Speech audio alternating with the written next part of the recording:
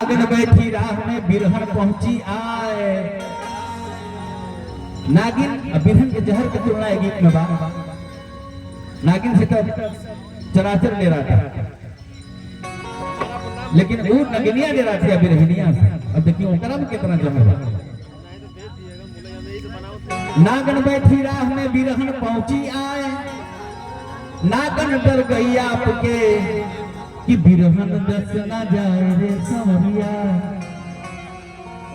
काहे कि नाहर के नख में बसे दंते बसे भुजंग, बिच्छी के पोछी बसे बिरहन के सब अंग रे समरिया। आरी बारी भोरी अब दूसरे पिया के रे चोरी दुना दूसरी एक बारी भोरी आ दूसरे कैलम पिया रे चोरी। अरे सखिया रे अरे सखिया रेला पर अवसर है बजा तैयार हो जा।